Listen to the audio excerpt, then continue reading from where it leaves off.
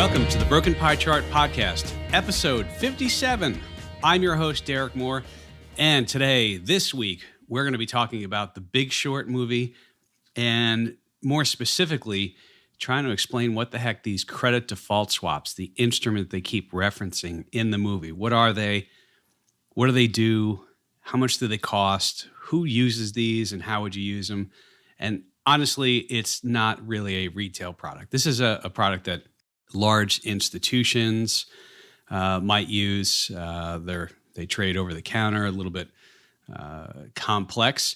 But recently, I watched the movie again. It was on TV, and it's one of those. If you're into finance and if you're into the markets, I think it's a great movie to take a look at. I'll put a link in the show notes to it. But The Big Short was based upon the book by Michael Lewis under the same name. So Michael Lewis is the same author who wrote The Blind Side. I think he wrote The Blind Side. They turned that into a movie. Flash Boys, about the Flash crash. Moneyball, which got turned into a movie starring Brad Pitt, talking about how they used analytics to build baseball teams. And they had a different way of really a quantitative method of looking at how runs are scored and not necessarily just looking at the athletic abilities, but look at the stats behind it. But he wrote the book called The Big Short. And The Big Short came out of the financial crisis. And in the book, he follows around really, I think it's three different entities. One is Michael Burry, who runs a hedge fund, and he bet against mortgages using credit default swaps. Mark Baum. And by the way, Michael Burry in the movie was played by Christian Bale, the same person who played Batman. He was in The Fighter, number of different movies. Mark Baum is played by, so they run a hedge fund. That character is played by Steve Carrell. Of course, Steve Carell was the manager in The Office. And then you have a small, up-and-coming or emerging hedge fund. And I don't remember the actors' names, but that was Brown Capital, I think is who they represented. But they followed these people in the book. And the whole idea is that the Big Short, meaning when you short something, you're betting against it. So you hope that it goes down. And unlike, you buy a stock, you hope it goes up, you buy low, you sell high. You want to sell high and then buy lower, or have an instrument that pays off materially if something goes down. And so it could be a derivative, it could be, I'll explain these credit default swaps and things like that. But the movie follows these people around, and it's kind of interesting. According to the book, Christian Bale, who plays Michael Burry, he wants to bet against housing. And so he wanted to essentially short mortgage bonds. Now, one of the things that they did leading up to, in the early 2000s, it was the early 2000s, it might have been earlier than that, actually. I might be mistaken. But they sort of came to a little more prominence, is the idea that you would securitize mortgages. So what does that mean? It means, let's say you create a bond which contains hundreds or thousands of mortgages, and all these individual mortgages, you package all those up, and you issue this mortgage bond or collateralized obligation, right? And all these mortgages, theoretically, the investor in the bond gets the cash flows from the mortgages, but they also bear the risk if there's material defaults. And there's also an interesting thing too, if rates go down and people close out their mortgages early, you're not defaulting on them, but in essence, you're missing out on some of the cash flows. So back to the movie, The Big Short. So Christian Bale, Michael Burry character, he decides he wants to bet against mortgage bonds. And he goes through and he looks at the underlying positions, meaning each and every bond in some of these mortgage-backed securities. And he decides that, at least the way they portray it in the movie, that a number of these are actually at risk of going bad, that even though they're rated very highly, so when you rate a bond, AAA is the highest rating, highest credit rating for a bond, very likely to pay back and pay back the interest payments. And then you go AA, single A, triple B, double B, single B, and then below B, you wind up with junk, more like junk bonds. So anyway, The he goes in there and he goes to apparently to Goldman Sachs. I think he went to Deutsche Bank, Bear Stearns, Bank of America. I think that's the list. I might be transposing some of those. But essentially what he wants to do is he wants to have a product that would pay off if a lot of these go bad. And so this is where we come into the whole idea of the credit default swap. And it's kind of an interesting name. But before I'll explain what this is and sort of really how it relates to the movie. And by the way, if you could also look at this as sort of a guide if you listen to this and you go watch the movie, you'll be like, oh yeah, okay, I see what that terminology they're using. So basically, let's think about like car insurance. And when you buy car insurance, what do? Well, you pay a monthly premium normally. Usually it's monthly. So you pay this premium. I guess you could pay it off all in one check at the beginning of the year. But let's just say you're paying monthly premiums. And for that premium, you basically insure not only your vehicle, but if you hit somebody else and you're sort of insuring damage on somebody else. But let's just think about your vehicle for a second. So you buy a car, $30,000 car, you pay, $100 a month for your insurance. That's $1,200 a year. If and hopefully there's no injuries or anything, but let's say you parked your car near a cliff and you forgot to put the brake on and your car rolled off the cliff without you in it and your car gets totaled, right? So what happens? Well, the seller of the insurance is on the hook to go and buy you a new car. And so you paid for basically, you put your premiums up, your $1,200 a year, your $100 a month. You total your $30,000 car. Let's say that your car, even though it went off a cliff, it still has, about $2,000 of residual value. I'm making this up, right? But let's say there's some parts in there you could salvage and sell for $2,000. So what happens? In our example here, the insurance company has to replace your car. So, they got to pay $30,000. There's about, what did I say, $2,000 or $3,000? I forget what I said. Let's say $3,000 of residual value.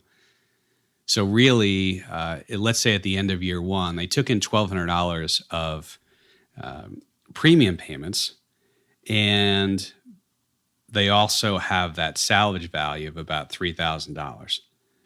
So if you look at the salvage value and you look at the premiums that was paid, that's $30,000 minus that. They're on the hook for $25,800. Okay. So I bring up the car insurance example because it's sort of similar to what the credit default swap is. It just works a little differently, when you think about it. But conceptually, it's like, okay, you own insurance on your car. And basically, if you total your car, the seller of the insurance is on the hook for it. Now, the reality is the insurance companies are selling car insurance to many, many people, and their probability or their profits come from the fact that the probabilities that people will get into an accident on the same day is very low. And so they're spreading out the risk. The idea is over time, they have to pay out, but the premiums they take in are more than what they have to pay out. So how does this play into a credit default swap? Well, one way of looking at this too is imagine if I could buy sort of insurance that would pay out if you totaled your car. So think about it that way. And that's really what gets into a credit default swap. Imagine your $30,000 car. I could pay premiums, and then if you total your car, I would theoretically get to profit on the difference. And so a credit default swap is similar to that. And so when we think about these products, and again, this could be used, credit default swap or CDS. These are institutional products. Like, don't go out and buy one of these or sell one of these. But they can be used both to hedge a current holding. So you might own something and then you buy this as a hedge. It could also be to speculate on the underlying asset. And the buyers of CDS or credit default swaps, they pay an annual premium. That premium is called the spread. Now, the spread really, whatever the spread is, that refers to what your annual premiums would be. So a lot of times we think about the spread, it might be, the difference between the bid and ask on a stock, or the spread between treasury bond yields and high yield bonds. So when we say the spread on credit default swaps, we're pretty much saying how many basis points, and I'll explain what that means in a second. What's the percentage annual premium you have to pay on this? So the buyers of credit default swaps, they're paid out if the underlying goes bad, loses value, or they have a credit event. And this gets a little bit complicated.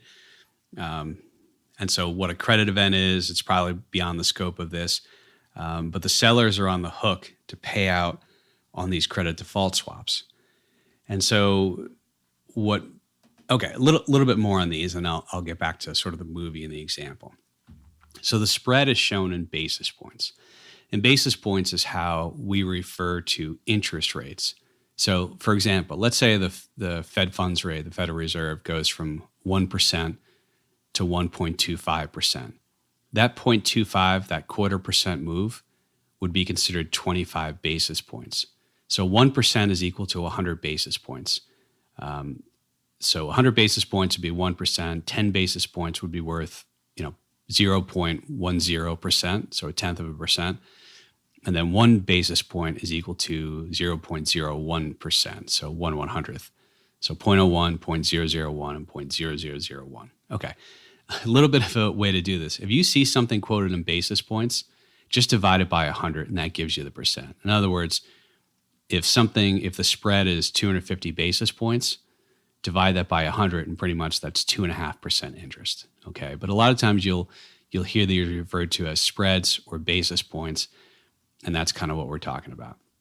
So Michael Burry goes in, and he in the movie he sits down with Goldman Sachs. He says, "Look, I want to bet against these mortgage bonds," and what they say is they agree to sell him some credit default swaps, but he'll have to come up with he'll have to pay premiums either monthly or annually. I forget what it was.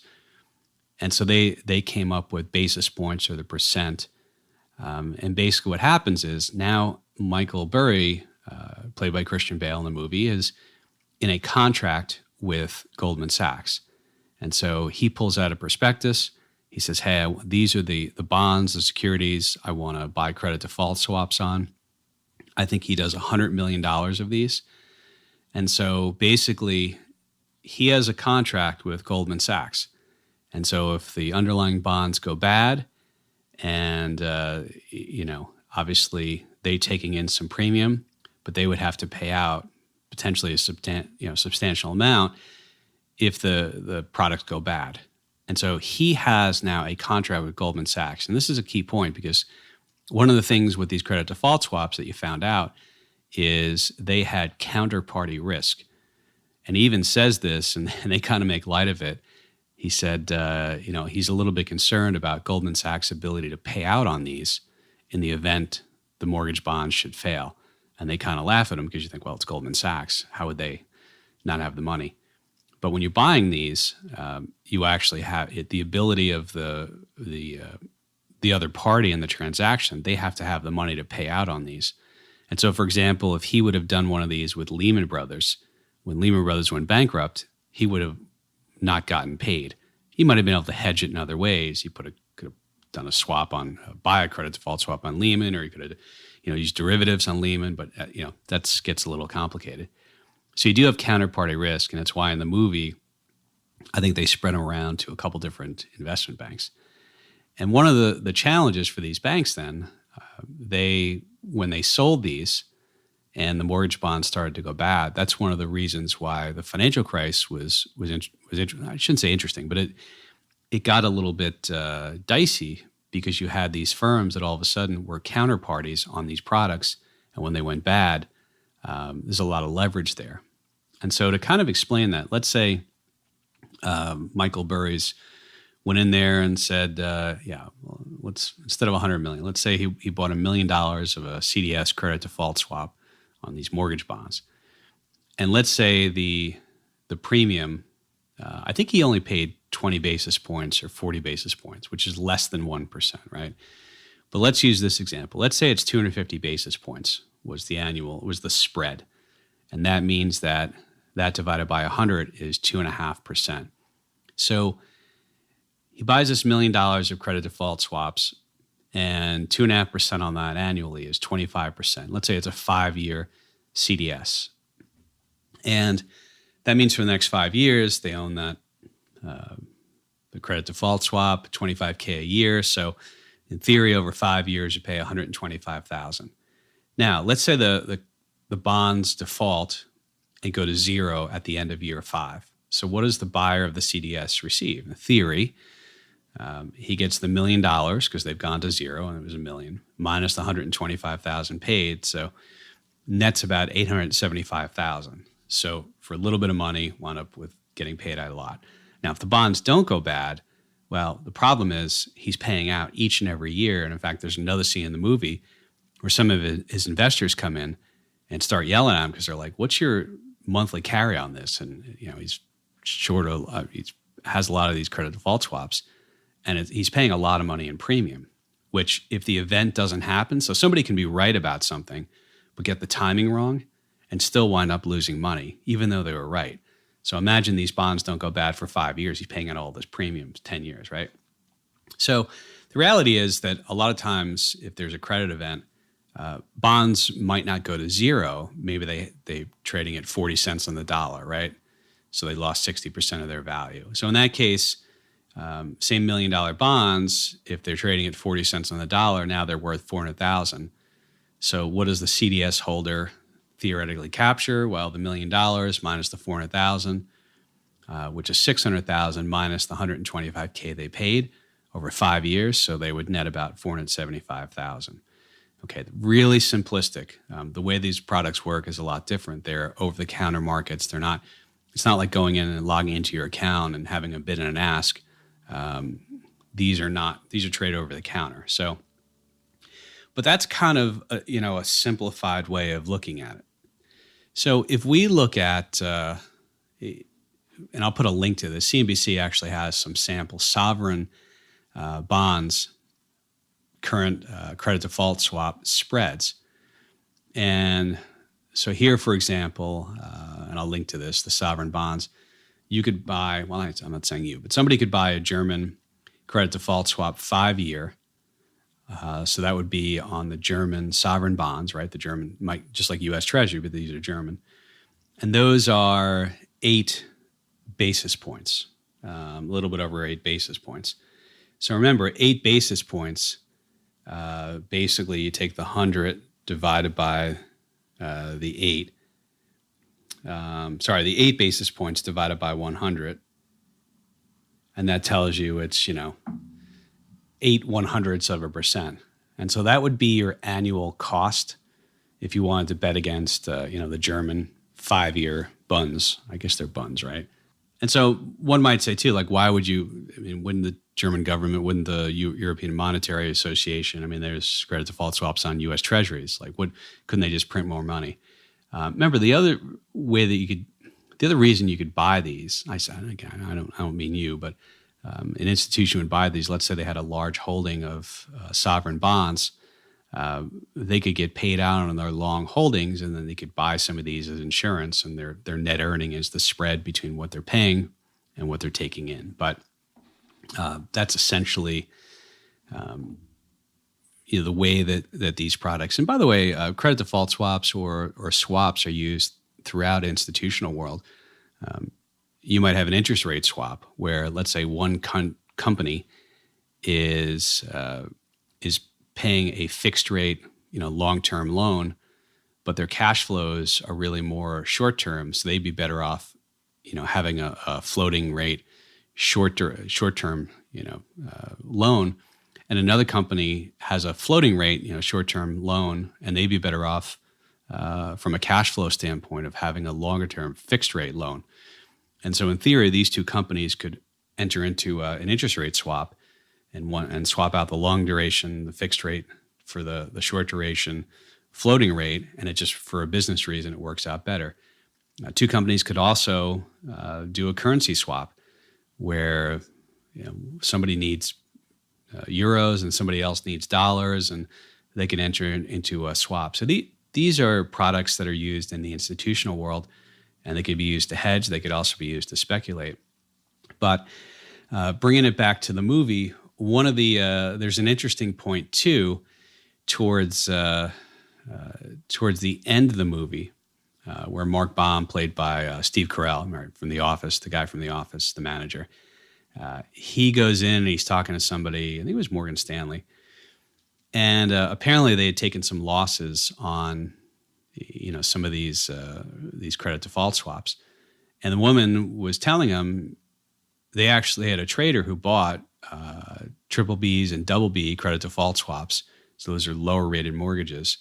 And Steve Carell originally was like, hey, that's great. They're smarter than I thought, right?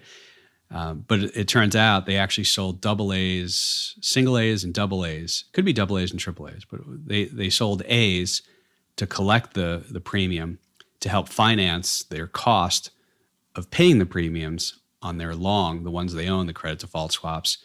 And the losses were much greater on the ones that they sold because they didn't think the higher rated ones would ever go bad like they did. And there's a whole thing in the movie about that.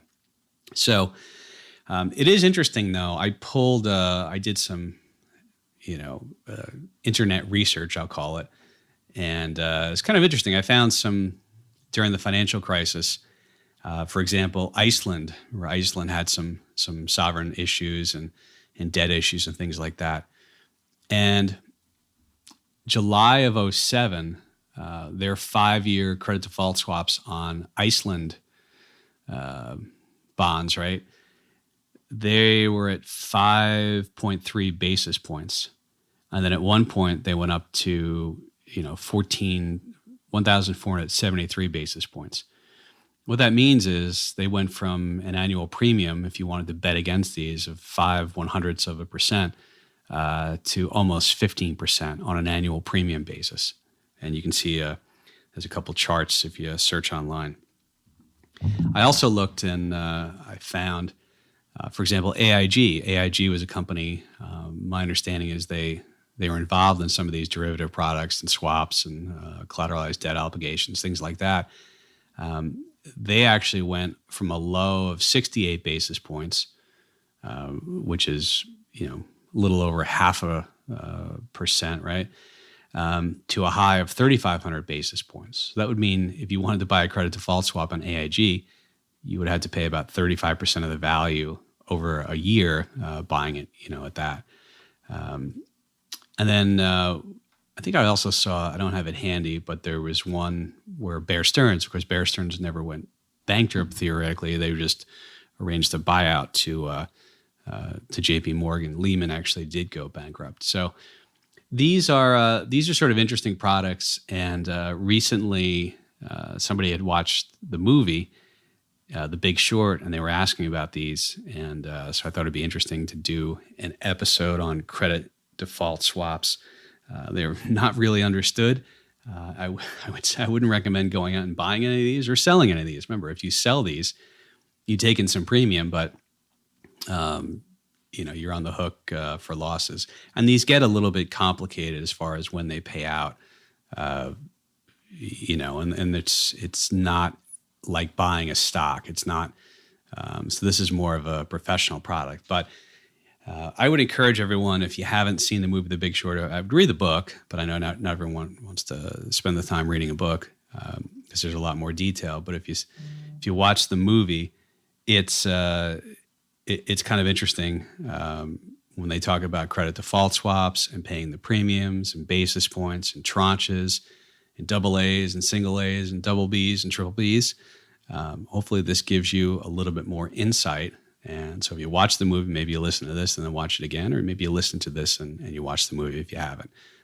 So anyway, all right, folks. Once again, thanks for listening. Keep the comments coming via the email. You can go to razorwealth.com and hit up the contact me section. Also, please send me ideas for future episodes, or if there's any guest you'd like to, if somebody wants to guest on here, that's something we're going to be doing a little bit more of. So with that, rather than waste time rating, reviewing, and starring, go ahead and share this with somebody. Pass along the link to the back episodes and this episode, and encourage somebody to listen to it if they think it's valuable. And with that, we'll see you all next week.